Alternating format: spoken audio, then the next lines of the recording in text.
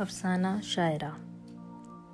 رات گئے گھر کے دروازے کے سامنے ٹیکسی سے نجمہ بیگم ہاتھ میں موتیے کا گجرا اور منہ میں پان دبائے اپنا جھل مل پرس ہلاتی ہوئی اتری تو گھر کے اندر داخل ہوتے ہی گنگنانے لگیں اور اسی گنگناہٹ میں گھر کی ڈیوڑی تک آئیں۔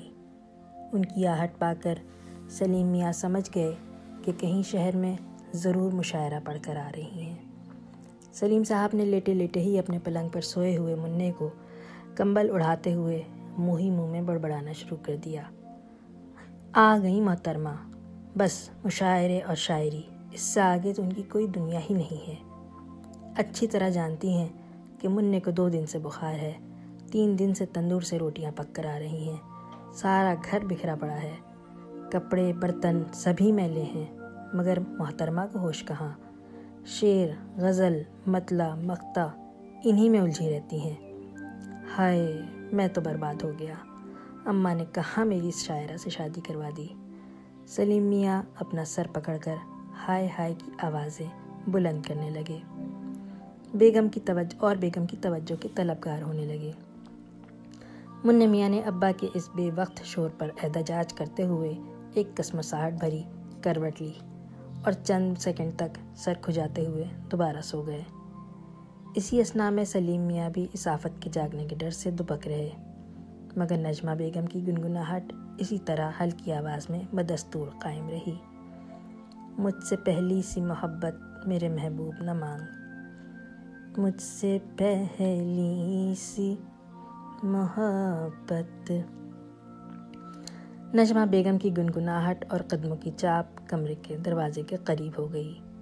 سلیم میاں نے ناراضی کے تیور دکھاتے ہوئے زور سے کھانس کر بستر پر کروٹ لی اور بلا وجہ سوئے ہوئے منّے کو تھپک تھپک کر اور سلانے کی ایکٹنگ کرنے لگے۔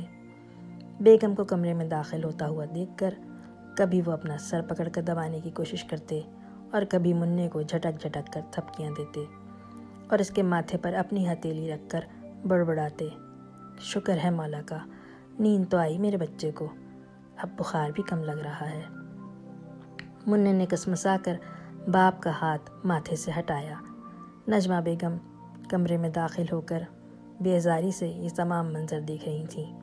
انہوں نے ایک ادا سے دوپٹہ اتار کر پلنگ کے سرہانے رکھ دیا، تپائی پہ سے پانی کا گلاس اٹھا کر ایک ہی گھونٹ میں پی گئیں اور شوہر کی جانب منہ بسورتے ہوئے کہا، آپ سوئے نہیں ابھی تک؟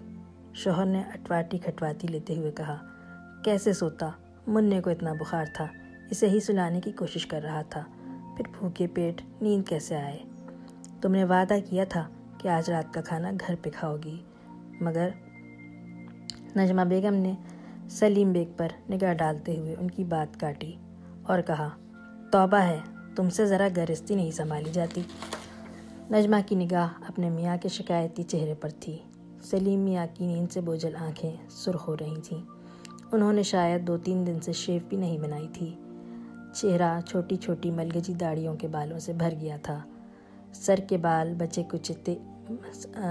بچے کچے بال بھی تیل اور پسینے میں چپک کر ان کے سر پر دھمال کرنے کے بعد بے ترتیب انداز میں کھڑے اور کہیں چپک کر بیٹھے ہوئے تھے۔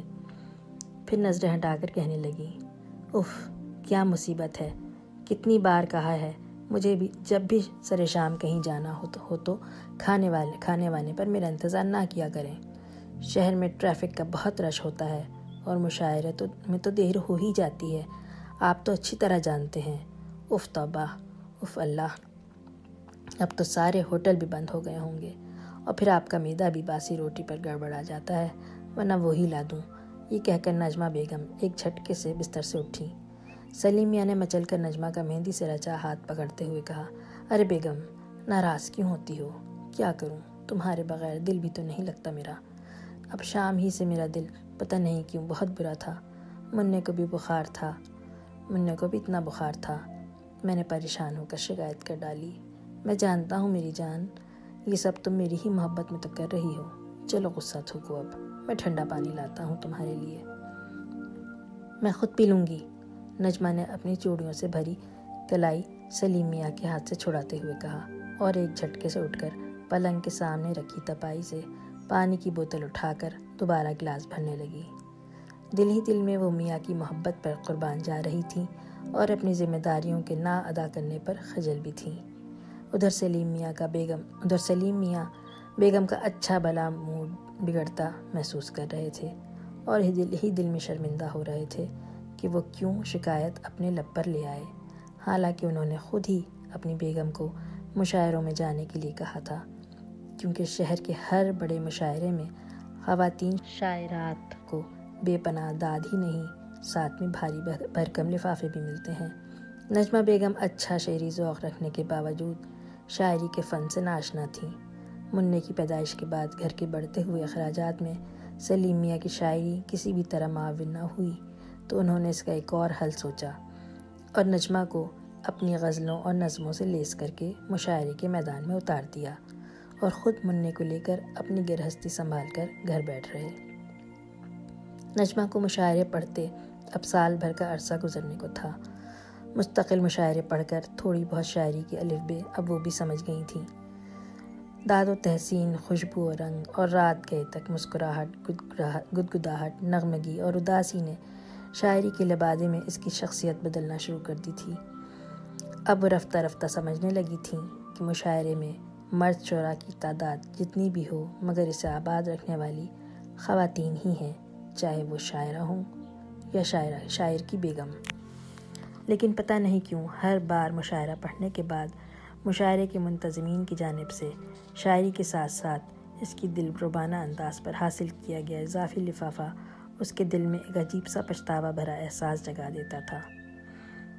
انہیں سلیم میاں کی محبت اور اپنے گھر کے بڑھتے اخراجات کو سنبھالنے کے لیے بناوٹی محبت کا سہارا لینا پڑ رہا ہے، اور یہ بناوٹی محبت اب ان کی شاعری کے ترنم سے نکل کر ہر بڑے شاعر کی جھولی میں تبرک بن کر پناہ تلاش کر رہی ہے۔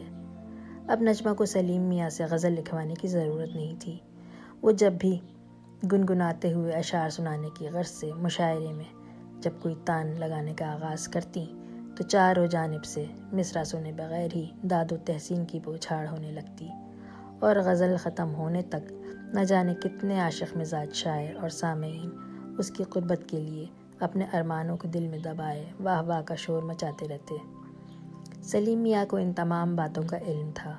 انہوں نے بھی تو اسی طرح کے کئی مشاعرے پڑھے تھے جہاں نازک اندام دوشیزائیں شاعرہ کا خطاب سنبھالے بھاری بھرکم میک اپ، پرفیوم اور مہندی کی خوشبو میں لپٹی شعر پڑھنے کے لیے آتی تو ان کے کلام کے بجائے ان کی شخصیت پر وہ پیٹ پیٹ کر داد دیا کرتے تھے، اور ہمیشہ سوچتے تھے کہ کاش ان میں سے سب سے جوان اور خوبرو شاعرہ کے ساتھ انہیں دبئی کے مشاعرے کی دعوت آ جائے تو وہ شاعرہ کی قربت کے پھول جیسے لمحے میسر کر لیں، انہیں بھی میسر ہو جائیں۔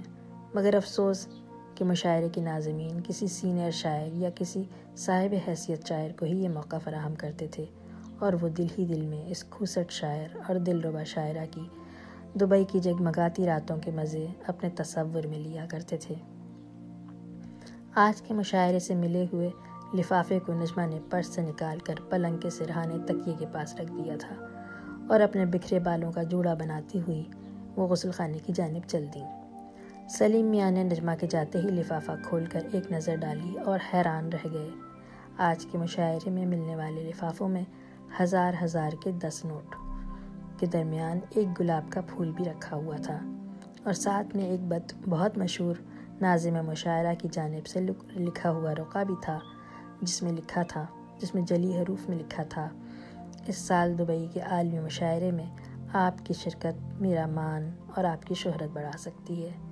یہ پڑھ کر سلیم میاں کو ایک جھٹکا سا لگا اور وہ زور سے چلائے: ہائے میرا سر، ہائے میرا سر، بہت دکھ رہا ہے۔